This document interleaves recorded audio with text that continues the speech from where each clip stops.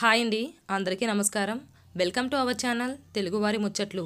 ఈరోజైతే కథ కాదండి, ఒక మంచి కవితతో మీ ముందుకు వచ్చేసాను.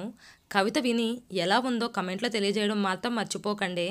కవిత పేరు జన్మ సాఫల్యం. రచయిత గెలివి సహదేవుడు గారు.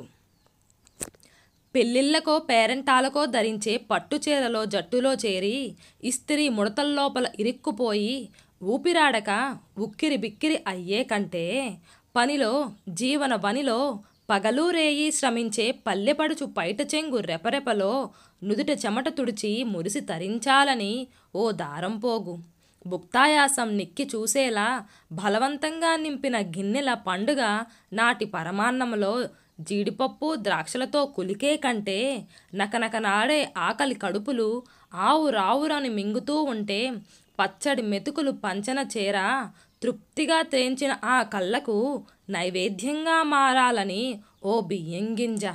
వస్సార తిరణాలలో మిగతా బ్రతుకంతా గాలిచోరని చెరసాల. క్షణంపాటు మిరుమిట్లు, అంతులేని చీకట్లు, కఠినమైన వజ్రంలా కలకాలం నిలిచే కంటే కారు నలుపు రూపైన కట్టెలతో కలిసున్న పేదవాని పెన్నిదిగా ప్రతిదినము ప్రజ్వలించే అనుక్షణం మంటలతో అణువు రగిలిపోయి వంటింటి యజ్ఞంలో ఒక సమిదైపోవాలని ఓ బొగ్గుముక్క.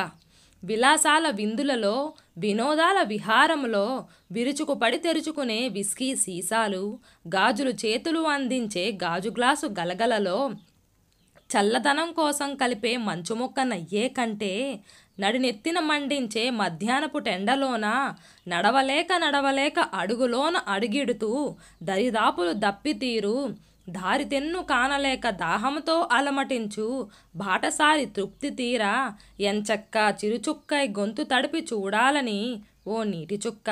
విన్నవించుకున్నాయి, నన్ను గెలుచుకున్నాయి, మనసున్న మనిషిగా నన్ను మార్చివేశాయి, మానవత్వపు విలువలు మరీ తెలిపాయి. నిగూఢ రహస్యము, వేదాంత సారాంశము, జన్మ సాఫల్యమే జన్మరాహిత్యం.